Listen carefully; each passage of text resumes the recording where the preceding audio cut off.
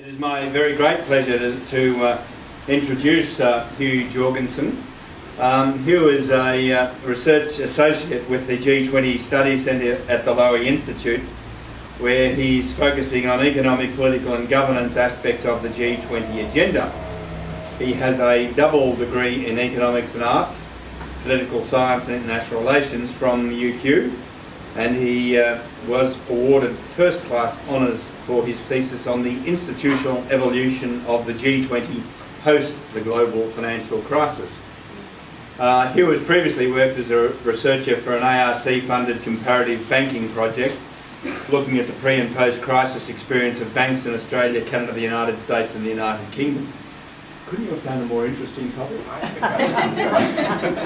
And he has been a project spokesperson for the United Nations Department of Public Information and is a tutor of globalisation and international political economy. In 2008 he received a scholarship to study economics at Bocconi University in Milan. So Hugh is well known to many of you and of course has spent a lot of time in Queensland. And it is my very great pleasure to ask Hugh to address us.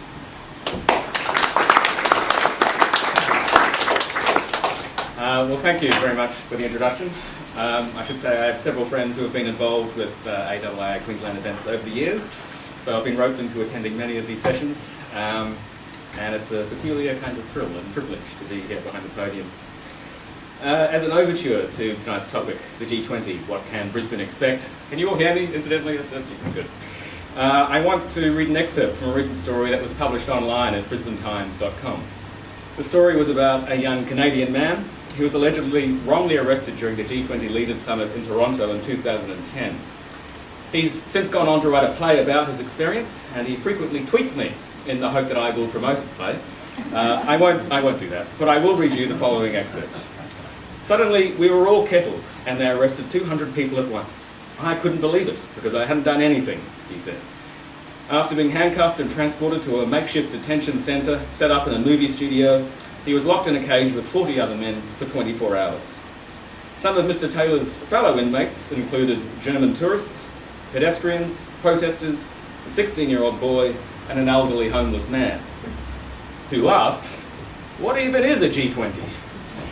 I hope I'm not being too presumptuous in thinking that more than a few Brisbaneites responded in the same way as that elderly gentleman, when they first heard that 25 world leaders, 4,000 officials, 3,000 journalists, and an as-yet-to-be-determined number of protesters would be descending upon our city's fair Riviera, Brisbane's South Bank, from November to 15 of 16 next year, at a projected cost of around $370 million to the federal budget.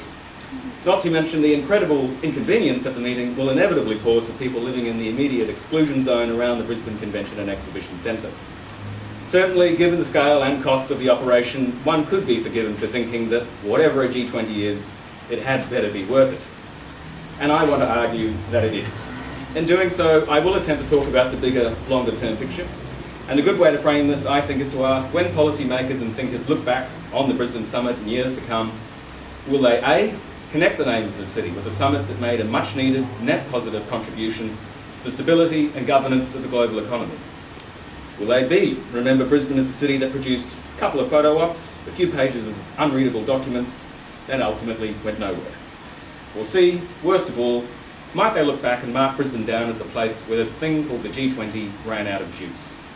I unreservedly declare my bias in hoping for A, that the Brisbane Summit leads to more productive economic cooperation between the major economic powers. In explaining why this is so, I'll talk a little bit about what the G20 is, why we should care about it, and what Australia, as chair, should do to show that we care about it in 2014. It is essential for the future of the G20 and its claim to be an institution that can value add to the stability and strength of the global economy that the Brisbane Summit is a success. So, what is the G20? It is, I think, a good point to give a formal definitional response to the elderly man of Toronto. The G20 is short for the Group of 20. The 20 in this case being 20 economies who regard themselves as systemically significant. They are Australia, Argentina, Brazil, Canada, China, France, Germany, India, Indonesia, Italy, Japan, Mexico, Russia, Saudi Arabia, South Africa, South Korea, Turkey, the United Kingdom, the US and the European Union. Collectively, these economies account for around 85% of global domestic product, 80% of world trade, and 2/3 of the global population. Given their collective weight, when G20 leaders get together, they clearly wield an immense amount of potential. It was not for nothing at the G20 summit in Pittsburgh that leaders designated the G20 as their premier forum for international economic cooperation with one another. Yet there is a large gap between declaring the G20 to be a premier forum and the G20 actually being an effective forum. To quote David Skilling, contributor to the Lowy Institute's G20 monitors, the fundamental problem is that trading off inclusiveness for effectiveness only works if the G20 is in fact effective. For as annoyed as non-G20 countries may be at not being included within the forum, they are more likely to consent, however reluctantly, to the forum's role, so long as it actually produces meaningful outcomes. But to understand what a meaningful outcome is for the G20, we need to have an appropriate perspective for judging its performance. What should we realistically expect of the G20? The natural question here being, well, why was the G20 even created in the first place, and how does it work? The first G20 Leaders Summit was in 2008, when leaders assembled in Washington 8 weeks after the collapse of Lehman Brothers and the onset of the global financial crisis. But the G20's origins actually lie in the earlier Asian financial crisis of the late 1990s. While the pre- and post-2008 versions of the G20 are starkly different, two key features of the G20's early life are essential to understanding how the forum works, or is at least supposed to work, today. The first of these is the G20's membership. Paul Martin, the former Canadian Finance Minister and later Prime Minister, has written of the instrumental role he played in the original formation of the G20 and why he worked alongside Larry Summers, then US Treasury Secretary, to establish the process. For those familiar with the Asian financial crisis, Martin's reasoning will come as no surprise. The sudden reversal of capital inflows into East Asian economies in the late 1990s resulted in a dramatic expansion of poverty rates, joblessness, currency devaluations, and massive drops in output. Yet the response of G7 finance ministers through the IMF was to demand a range of market concessions from affected economies in return for financial support, the G7 being the US, the UK, France, Canada, Germany, Italy, and Japan. The major emerging economies in Asia clearly, and also Brazil and Russia for that matter, did not enjoy being lectured at by the G7, let alone being forced into accepting policies in which they played very little part in designing, and that did not allow for the unique and particular economic circumstances within their respective economies, and that often caused more harm than good. Seeing the incongruence between the increasing multipolarity of global economic growth and the disproportionate influence that the G7 retained over the global economy, Paul Martin went to Larry Summers with a proposal to create a new forum that brought together finance ministers and central bank governors from the G7 and the major emerging economies.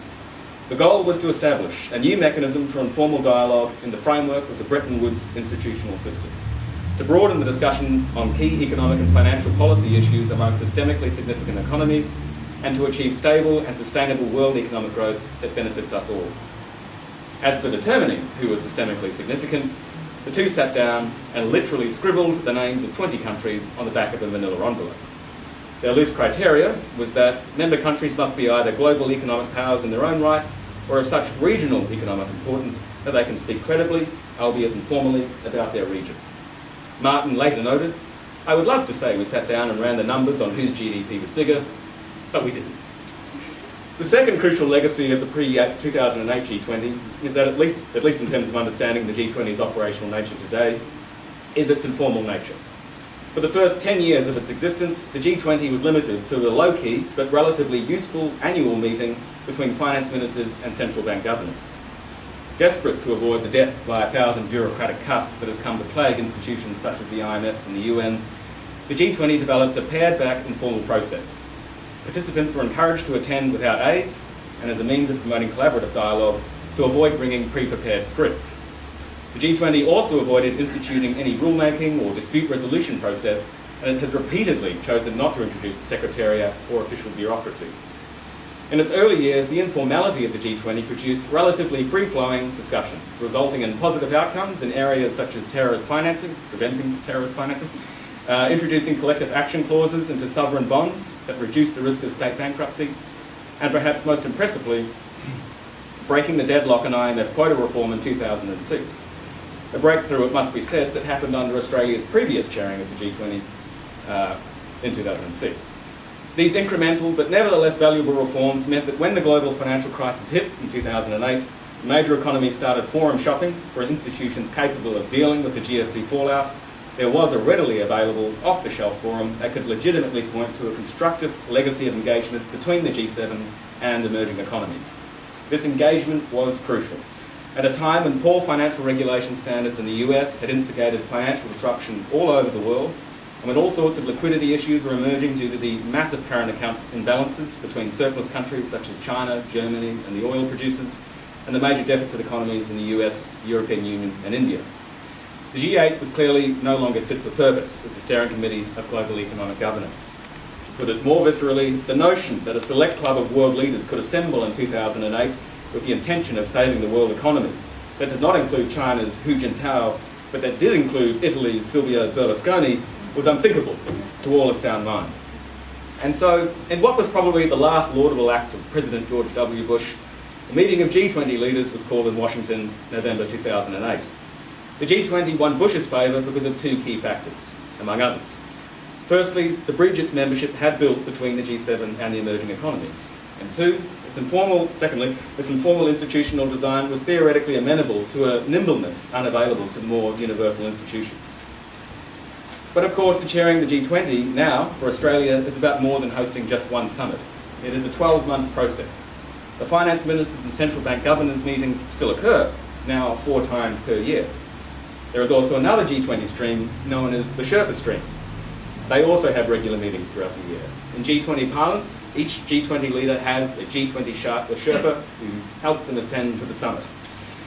They are responsible for coordinating their respective countries' G20 policy negotiations in the 12 months prior to the summit. There are also multiple study groups that deal with matters such as financial regulation, anti-corruption and energy policy, and they submit their recommendations through the process up to leaders. But I argue that it is the political leaders themselves in the G20 that we should look to in assessing the value of the forum. The finance ministers, Sherpas and bureaucrats are there to sort out the details. Political leaders are, by definition, the preeminent actors within their own domestic polity. They are able to operate with a unique remit that covers the entire social and economic agenda of their respective country, and they can make interventions that are beyond the scope of any lower level official or minister. And of course, they are also politicians. Politicians do not get to become leaders unless they are especially attuned to the demands of their own population, many of which often conflicts with the ideal of global economic cooperation. This is made all the harder when the leaders that assemble at a G20 summit hail from countries with political systems as diverse as those of the United States, China, Saudi Arabia, Argentina and India. Achieving anything like a meaningful outcome when you have these 20 leaders in the one room is always going to be difficult. However, if globalisation is going to work, these countries and their leaders need to be able to work together, regardless of how much harder it will be to agree than it was in the G7, where at least every member came from a relatively liberal democracy. All the same, the G20 is uniquely placed to allow leaders to connect the dots between global challenges that affect their own domestic economy and vice versa. It creates a space where leaders can discuss the spillover effects that have been caused on their economies by the domestic economic policies of other countries, such as the likely inflation and currency devaluation effect that the tapering of America's quantitative easing program will have on emerging economies, not least in our region. So I'm thinking about what constitutes a meaningful outcome in the context of the G20. We ought to focus on whether or not the G20 is successfully pulling on its lever of leadership to influence global economic growth in a way that is not available to other transnational bodies. This is why there is still no G20 treaty, there is no entry requirement for the forum, determining how countries are accepted. It's why the G20 has no enforcement power, and why it makes no claim to be a world government. In its new post-2008 incarnation, the G20 is fundamentally an informal political forum that is, in principle, designed to leverage off the role of leaders. No more, no less. And as a result, its toolbox is limited, but if used to its fullest potential, powerful. The G20 can make public commitments that its members will implement domestic reforms, mobilise resources for various global initiatives such as infrastructure or climate change financing. It can create new institutions, such as the Financial Stability Board. It can also commission reports from bodies like the IMF that could lead to eventual policy shifts within and beyond the G20 on items like taxation and corporate tax evasion. The potential of the G20's toolbox was most effectively realised at the second G20 summit held in London, April 2009. At London, leaders signed off on the famous $1 trillion fight back, pledging an additional $1.1 trillion of funding to the international financial institutions and multilateral development banks, and collectively agreed to $5 trillion worth of domestic stimulus programs. The effect on markets was immediate. The free-fall collapse of the global financial system was arrested. Yet the London summit would not have happened, or at least not have been as successful, without the determined leadership of then-Chairman Gordon Brown, one of the oldest participants in the G20, with a resume stretching back to 1999, its foundation. Insider accounts reveal that the initial stimulus proposals were much smaller than the final amount, causing Brown to famously tear up the agreement prepared by his lower-level officials, take aside the G20 leaders absent of his aides and their aides, by which the leaders themselves proceeded to negotiate the multi-trillion-dollar rescue plan. President Obama was similarly influential in brokering a peace between the French and Chinese leaders over a disagreement on how best to target tax havens. It is this kind of vision and breakthrough leadership that highlights the unique comparative advantage the G20 holds as an institution, the ability to break the deadlocks and galvanise reform. This is where I bring us back to the future. Having explained what the G20 is and a little bit about what it's done, I can move to discussing why we should care about Australia's presidency in 2014 and what our country, as chair, should do in the run-up to the Brisbane summit to achieve the best outcome. Because unfortunately, the general consensus is that post-2009, the urgency and motivation of participants within the G20 to make the forum work has waned. The 5 summits that took place between 2010 to 2013 failed to garner much praise. And there is a creeping sense amongst many G20 observers that the forum's best days are behind it. But of course, demonstrating credible and ongoing effectiveness is always going to be easier said than done. The G20 agenda has significantly expanded since the inaugural G20 Finance Ministers meeting in 1999. By way of example, at that very first meeting in Berlin, a one-page communique was produced that contained 6 clauses. 10 years on, at the Leaders Pittsburgh Summit in 2009, the communique, including annexes, contained about 60 clauses. In 2012, in Los Cabos, leaders produced a communique, a jobs and growth plan, and a compilation of their G20 commitments that amounted to about 100 pages. We have also seen new items being added to the agenda on an annual basis under each new chair before existing ones are resolved, without due regard for the fact that time is a limited commodity for leaders attending G20 summits. This is not to say that such an increase in output is inherently bad, but it is hard to believe that leaders really write, read, or even understand the 100+ pages that now come out of summits. So why should we care that a reversal in the G20's fortune occurs at Brisbane? Well, firstly, because Australia is in the G20. If the Brisbane summit fails to deliver tangible, meaningful outcomes, there will be that much more pressure to create an even smaller forum. If the logic behind the G20 is that fewer key members equals more nimbleness, then the case could equally be made for a body composed of only the G7 plus the BRICS and 1 or 2 other countries. And there is every chance Australia would not be included in the new format. As a middle power, this would be a blow to our ability to impact upon global affairs and to contribute to the strengthening of global economic governance. Australia thus needs to consolidate the near-term future of the G20 by making progress on core issues that are central to the interests of both Australia and the world, that justify the G20's continuation. As indicated earlier, in choosing these issues, the focus should be on dealing with those matters where the G20 possesses a comparative advantage. Areas where the domestic policies of G20 countries are having spillover effects in other countries, but remain lacunas of global economic governance institutions, be it the IMF, the World Bank, or any other financial body. Extraordinary monetary policy measures in the US and Japan definitely fulfill this criteria.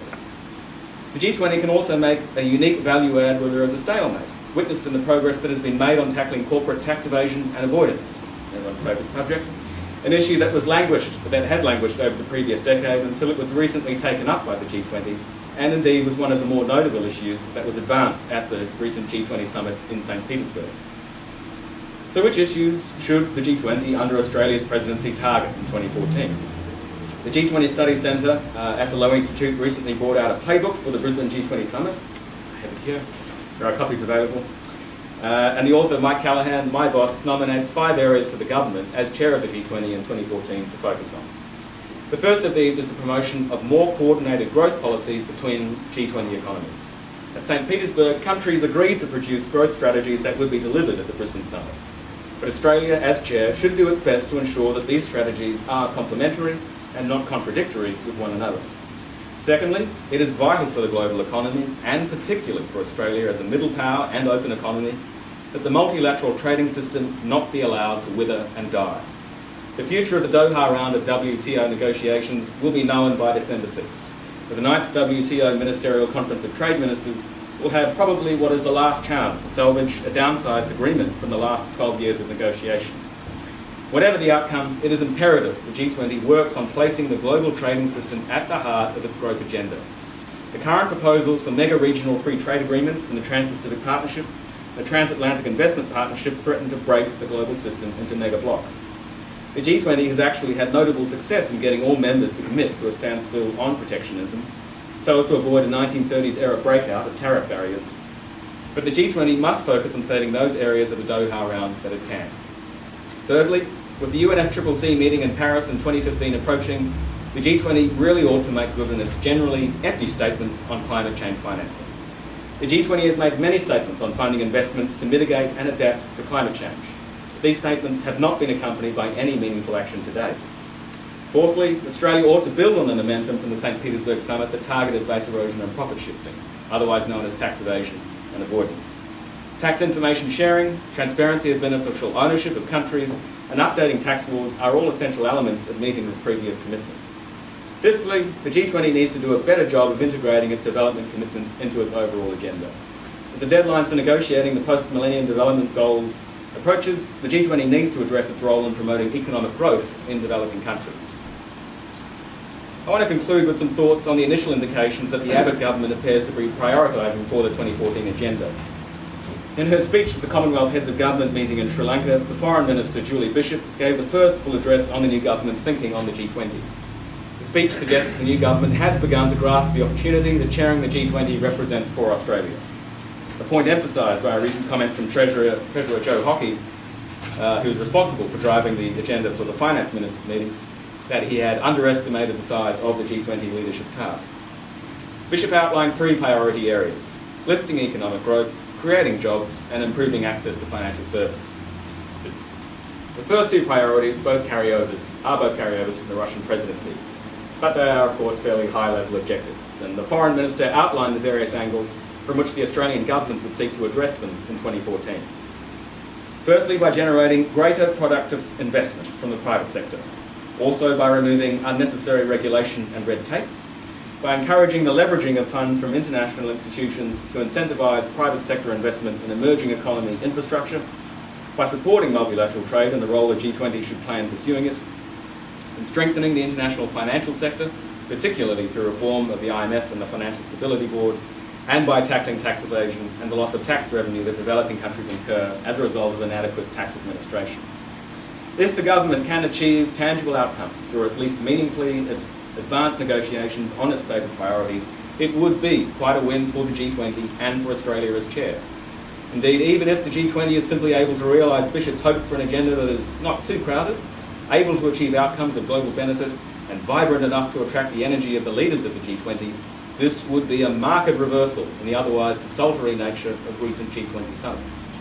However, statements like what nations need to do now is get their private sectors activated to drive growth and employment, and the new Australian government has resolved to remove $1 billion worth of red tape each and every year, point to issues which are mostly domestic in nature, and thus do not meet the earlier mentioned criteria for limiting the G20 agenda to those areas where there are stalemates or transnational spillovers that fall outside the oversight of any other global institution. For the G20 to navigate its way through difficult transnational problems while simultaneously accommodating the tricky domestic politics of certain G20 countries, for example, note that climate change is not listed among the priorities, Australia, as chair, will have to provide a good deal more clarity over the next 12 months on precisely what it is that the G20 can uniquely bring to restoring global growth. And I want to close with precisely what it will take from our government to meet its objectives, inasmuch as they have been revealed so far. The first is that Tony Abbott will have to own the G20 process. The G20 hinges on the active involvement of the G20 chair, our PM. The willingness to pick up the phone and regularly engage his fellow G20 leaders in the run-up to Brisbane is essential. Joe Hockey must similarly bring his fellow counterparts on board to his vision for the G20's finance ministers' meetings in 2014.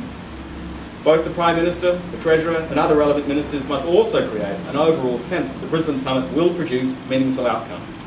Because if they don't, there is no guarantee that all of the G20 leaders will even come. Brisbane is a long way away from other G20 capitals, even if only psychologically. It always seems to be further for them than it is for us to go there.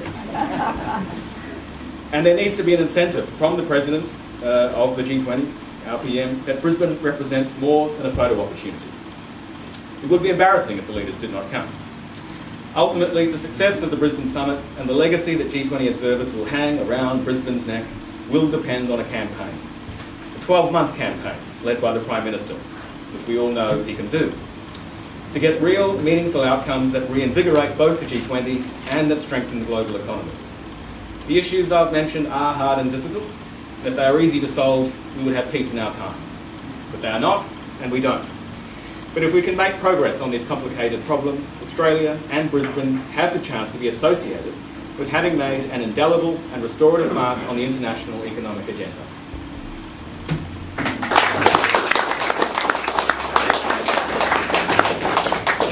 Thank you, Hugh. Some wonderful material there for questions, and certainly it's going to be an exciting 12 months. Can our Prime Minister generate that enthusiasm amongst his counterparts, which is obviously going to be necessary? But that's not a question for you. Some people will have questions for you, though. Rita? Well, I just have a very simple question. In that lead-up period to 2008, was Australia a full member of the G20 during that period? Yeah, the membership of the G20 hasn't changed since 1999. Actually, I was going to mention that there are actually 19 countries in the G20. The European Union is sort of a cheat to get it to 20. But originally, the list did actually include Nigeria to make it to 20 countries. But unfortunately, Nigeria's political situation at the time sort of precluded it being included. Paul Martin, the former Canadian PM, jokes that the 19 countries is viewed by many as the sort of rounding error we expect from finance ministers, but it actually was supposed to be 20, given that Australia was. But Kevin Rudd managed to create the impression he got Australia. He has, but it's certainly true to say that the Prime Minister was one of the key leaders involved in pushing for the G20 to be elevated from a finance minister's forum to a leaders level forum. So I don't think he's claimed to have created the G20, certainly, but he was regarded as one of the, Gordon Brown being probably the most influential one, but certainly working with Kevin Rudd and a handful of other leaders, the Canadian Prime Minister, to achieve that. So was it a name or a group really that pushed? It was certainly driven by, as I say, Gordon Brown, Canadian PM, the Australian Prime Minister then, but it received local support from the emerging economies. Andrew Phillips. First, thank you for your presentation. Andrew, can you speak up so everyone can hear your question? Yes, I will try to follow. My question relates broadly to the scope for creating an Australian agency in the G20 process. So it's one of those annoying two-part questions. The first, from an institutional perspective, could you talk us through the particular privileges and prerogatives that the chair has within the G20 process? So what particular capacities will Australia have simply by dint of the chair of the meeting? Secondly, beyond that formal institutional role, what comparative advantages do you feel Australia has, if any, that might enable it to be able to pursue the kind of objectives that you outlined? Yeah, both great questions. For the first, the role of the chair and the influence of the chair of the G20 certainly primarily comes down to the willingness of the chair themselves to make the most of that opportunity. And you have to start early, and Australia officially assumes the presidency of the G20 on December 1st from the handover from the current incumbents, Russia. The chair is part of something which is called the Troika, and the Troika contains the hosts from past, present and future summits. When Australia assumes, those will be Russia, Australia and Turkey, which I've been trying to push to be called the Rat Pack, but hasn't got much take that yet. And the reason of the Troika is that, in theory, the because they don't have a bureaucracy in the G20, that you want to maintain continuity between year to year, obviously, and that's the best alternative I've come up with so far. Doesn't necessarily work as well as it was hoped or should, but certainly the chair, if it is, and it is going to be Australia, has a very large role in driving the core agenda items. The chair themselves set the priorities for the year. There will always be certain items that pass from year to year, particularly financial regulation has been there since 2008 and before that, in fact. Restoring global growth, it's a very broad term, but there are many areas that come under, certainly dealing with capital flows, surplus imbalances, deficits, as I mentioned before. But certainly the chair has, there's no way, it's not institutionalised.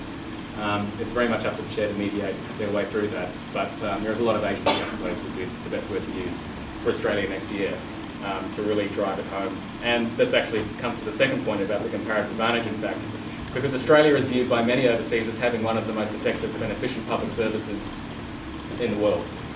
Certainly within the G20 process, Australia's negotiators are regarded as being some of the most effective, being able to really cut through all the waffle that a lot of other countries tend to bring to these sorts of discussions. And everybody's hoping that our Australian public service, led by, of course, the government, will be able to produce a streamlined, I've used the word streamlined, but certainly a more focused G20 agenda in 2014, which leads to meaningful outcomes. So I suppose the comparative advantage really is our public service. And that gets back to the role of it being driven though by the government itself. So mediates between two. Good. Yes, Matt. Yeah, just to go back to that big statement you made about having confidence in Tony Abbott to be a great draw card for the leaders. Obviously you made the point that he's been very driven by domestic agenda, even when he did his, some commentators call it sorry tour through Southeast Asia, Indonesia. He excluded Indonesian media from a media conference when he was in Indonesia, very much focused on the domestic market and his messaging, one message for them, another message for us kind of a thing, as well as, generally what's happening with their foreign policy, cuts to aid, the shifting of their approach around Palestine, Israel in recent days. I just wonder, Warsaw and their climate talks or non-talks in terms of Australia's involvement. I don't know that. What's your sense of what kind of a splash was made internationally, and how does he go from there, being very focused domestically, to such a draw card for, because he hasn't had that prior involvement Kevin Rudd had on the international stage with international diplomacy. So I'm interested in why you're so confident. Well, I should clarify, I stressed what was required of Tony Abbott to make the G20 a success rather than expressing my own opinion on how he's gone so far. It's certainly true to say that Tony Abbott is very new to the process, and it's undoubtedly daunting. I can only assume and imagine to be coming into a room where you have Barack Obama on your left, President of France and China in the room as well, to take control of that situation. I think anybody would find that a difficult environment to be in, and to do that. But as I say, that is what is required. As to my own view on whether or not he's capable of doing that, I'm an eternal optimist. I think that the opportunity for Australia is immense enough and significant enough that he has very little choice to make unless he's satisfied with the total opportunity. But that would be bad for the G20, and as I say, that would be bad for Australia and bad for Australia's long-term future. So the incentives are certainly there for the Prime Minister and the government to make the most of this opportunity. Certainly hope they make the most of them in the next 12 months. Okay, Clement Campbell. I should mention that our questioner in this instance is the new president of the United Nations Association of Queensland branch. Clement. Thank you very much. Historically, you've said that originally the G20 started with finance leaders. It's come to kind of world national leaders. But basically, you've mentioned economic growth and those issues. Can you see those issues being broadened in the situations, looking at things like climate change, food security, even world population? Certainly there are pushes all the time from any number of quarters to make that happen. My own view, though, is that there are processes in place to deal with those matters. There is the UNFCCC process. There is the World Food Population Fund, rather. As I said, my view, and certainly the view of others, is that the G20 should focus on those matters that A, other institutions are dealing with, and B, breaking the stalemates in where there are institutions are dealing with matters but have got to a point where it's really political impetus that is required to break through those stalemates. So it does certainly to an extent need to address matters such as climate change. It's such a significant issue that it's difficult to see how a forum such as the G20, which claims to be the steering committee for global governance, that it would not address climate change in some respect. But the core primary agenda should always be economic issues, because it was put together in 2008 in response to the free fall in the global economy, and it was because of that the G20 exists, and it still hasn't finished that job. So given that that was the reason it came together to begin with, yeah, I'm very much of the view that that should be always the core primary agenda. Can deal with these matters, but that should be the focus. There's another question. Yes? Could you speak up a bit, please? Sorry. So one of the agendas for the G20 is multilateral engagement on policy, globalisation and regionalisation. Yeah. So you've got Australia chairing the G20 next year, but at the same time being very closely engaged with to what extent are those dual initiatives contributing to global development? Is one of the effects of the other in terms of outcomes for Australia? Well, certainly in terms of outcomes for Australia, one is very much better, and that is the global trading system being kept intact. It's almost inconceivable, I think, to see how badly it would impact on Australia for the global trading system to be and become a fragmented thing. Nevertheless, you're better off inside the tent than outside the tent. And if the TPP and the Trans-Pacific Partnership and the Transatlantic Investment Partnership between the EU and the US and TPP between Asia and the United States, US and Australia, those are going to be, if they are realised, standard-setting agreements. They will set the standard for the way that trade is conducted, for the way that intellectual property is managed in terms of trade, and if Australia is not in those rooms when those negotiations occur, the results could be much worse than it would be if we were in there. So I certainly would say, ideally, the global trading system, multilateral trading system, the success of the World Trade Organisation are crucial to Australia's future. But it's not a great game to be in, really. You have to be in both. There's no choice, but certainly very much the G20, I think, should be pursuing placing the global trading system and the WTO agenda at the core of its global growth strategy. It seems to me that we've got what's probably the major issue, and this is very typical.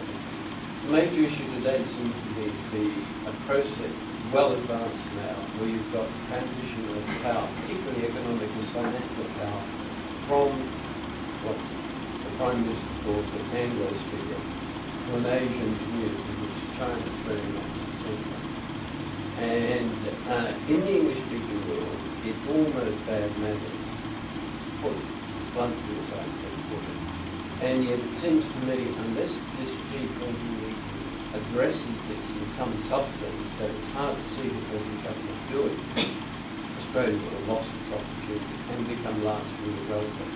But it's a horrendous sort of challenge, and yet it's one that I don't think we should kept in first line of government.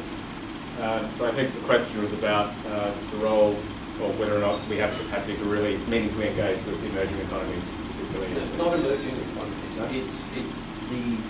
China's no longer an emerging economy.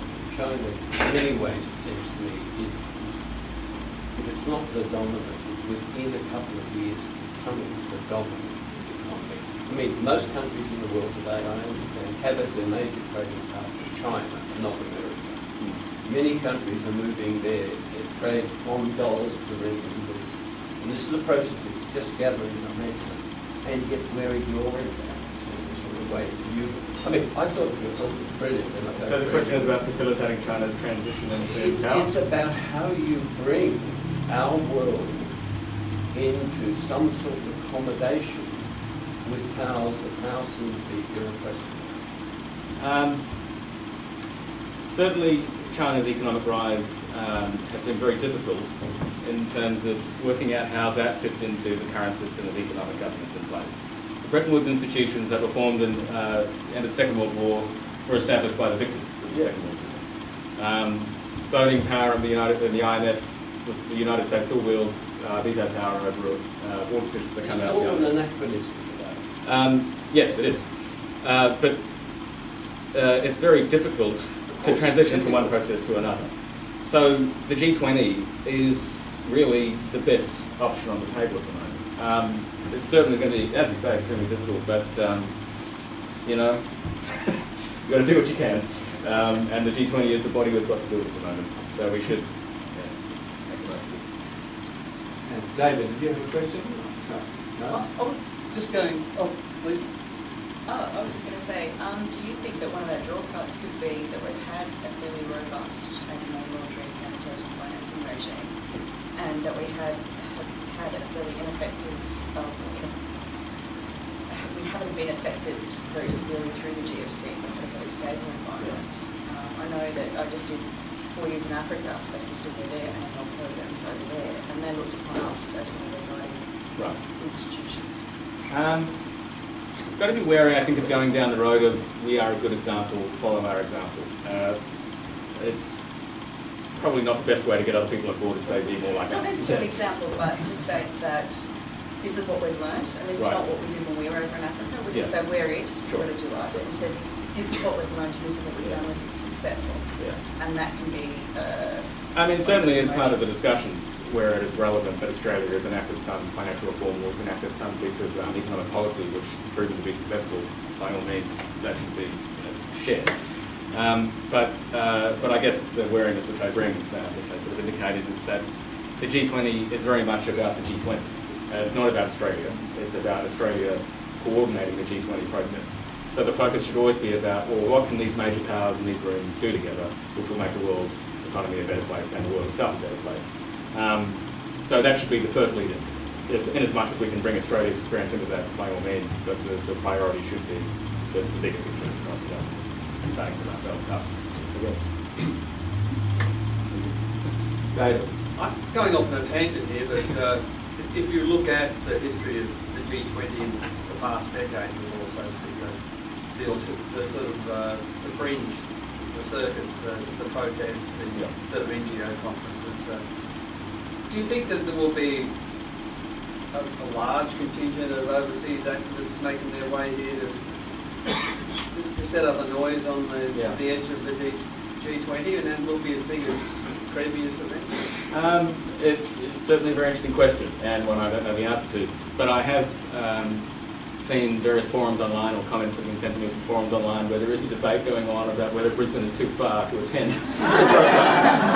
Much the same as the leaders are probably questioning themselves. John Cleese just said that Australia is about as far away as most of the planet in terms of bringing multi-platform. Yeah. Well, I mean, talking about the tyranny of distance, it could be the blessing of distance, perhaps, as far as not having the kinds of protests we've seen in previous summits. But I mean, who knows? It remains to be seen. You look back at the history of it, and a lot of people remember London as the guy whacked on the head. Well, certainly Paul Martin made the comment that he was out here recently.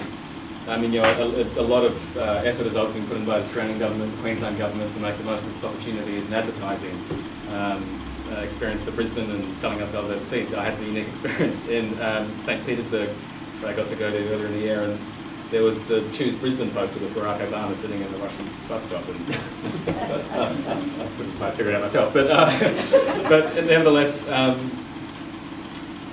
despite all the best efforts that go into it, the fact is that if there is, as Paul Martin essentially mentioned, one image of a protester getting beaten over the head with a truncheon is going to be the image that people associate with Brisbane for all the good work that goes into it. So, it's going to be tricky. Derek Brown, you have a question. Thanks very much, Hugh. Do the states have any role? I mean, this is something that's not asked to me. I don't know the answer, so I'm going to say the answer. But do the states have a role in sort of policy advice to the federal government, or is there a specific role in the states that Certainly, as far as logistics are concerned, that's the obvious point. Logistics and all those sorts of arrangements, the states have a big role. I suppose, I haven't really thought about this question, but just off the top of my head, I would think that if the states do have a coordinated position amongst themselves, or at least those favourable to the current Prime Minister, that and their view for what is required for Australia itself, but also how we in Australia and the states, I suppose, themselves are being affected by the economic policies of other countries. So I'm trying to think of an example here. Something to do with the dollar would be a good case. The pressure that our dollar is under at the moment is very much impacted by what's happening to the United States dollar. And certain states are being affected more harshly than others by the high Australian dollar, certainly. So I guess that's an issue where the states would, if they were able to make that case, push it forward and say, well, we would really love something, that the G20 could do something about fixing up tapering and quantitative easing and dealing with these sorts of matters. I mean, I assume that the Prime Minister would be open to listening to that and would take that on board. So, I mean, I guess it depends on creativity and how it's applied. Professor Stuart Gill. Thanks, Hugh. That's terrific. Last year I met with the Canadian before Boston, and we went to Mexico, and we went to Mexico. And it seemed to me from some of the stuff that he was saying, we talked about the role of the public service, that it would actually drive the role of memorandums often happens long before people's actually place, and it was just the surface that we talked about the performance that happened on at the application. Do you think that's very much what will happen today? Just as another question, as part of that inner circle, the G20, the Y20, all the other things that come with it, the B20 has been quite dysfunctional in some ways, in various organizations. But what kind of role do you look at Right. the public service and also through the agenda and the role that the public service play in I guess, framing the agenda, that very much comes down to, I guess, the point about the active willingness of the government themselves to drive the agenda versus their willingness to let the public service drive the agenda. Certainly, as I indicated, one of the issues that has plagued recent G20 summits is the sheer volume of material that has come out of the summits. In as much as I also indicated, the G20 can influence things, it's about bringing their political weight, bringing political messages, moving with nimbleness, and all of those things get dragged down by excessive language, very, very long documents which are very hard to define or divine what the intention and purpose of that document is. And often, the longer something is, the more it would probably indicate that nothing much is contained within it, and we're trying to obfuscate that fact. So, but look, to go back to the Prime Minister's campaigning capabilities, he is very good at simple language slogans. He is very good as a journalist about getting to the point. So, he certainly has the capacity and ability to ensure, if he drives it personally, that the communicator comes out of the Brisbane Summit is a short, succinct document. Hope he does. And to the outreach question, I have to, come clean in that we are also part of the outreach. We are in the Think Tank 20, we're in the T20, so I won't comment necessarily on the internal machinations of our peers in the business 20. There's also the Civil Society 20, the C20, the Y20, the U20 as you mentioned, and the Labour Union 20, the L20. Those are the official outreach groups, but there is also a Girls 20 and a Queensland 20, G20, many 20s. It's each of the groups, understandably and obviously, has very different roles to play and very different agendas and objectives that they seek to get out of the summit. The one thing I suppose we do all share is that we do all want a successful summit. And it's in that respect that they do have a role to play, because we do, for example, in the Think 20, we are, the Lowy Institute is the Think 20 representative for Australia, Chatham House for the UK, Council of Foreign Relations for the United States, etc. And because of these connections, politicians respond to their constituents, and because of these connections, if we can get groundswell support here and overseas for various items on the G20 agenda, both and also the civil society in their respective countries and the business groups within their respective countries and their respective leaders. And that can create momentum for leaders to do something at the final outcome. Again, that depends on the willingness of the leaders to engage with the outreach groups and the capability of the outreach groups themselves to interest the leaders in the first place.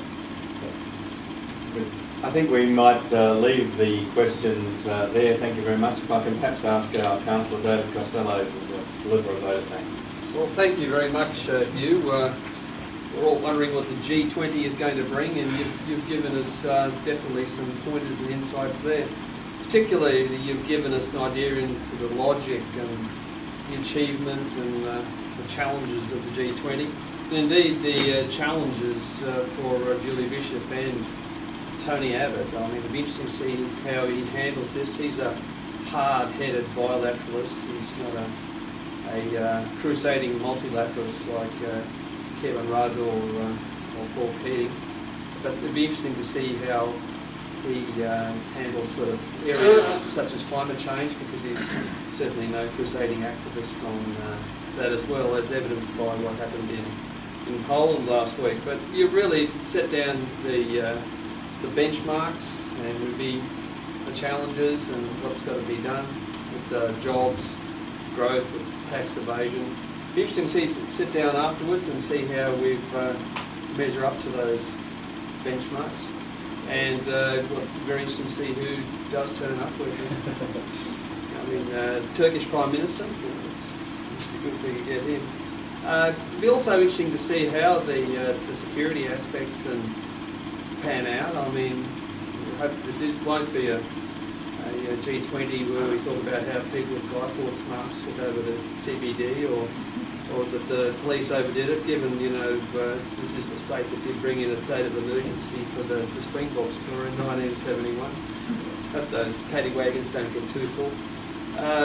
So, yeah, definitely you've explained to us how the G20 is something that's made a difference and how it's brought Australia right into the heart of international decision making. So now we understand that, we'll be looking forward to the summit. So thank you very much. I'd just like everyone to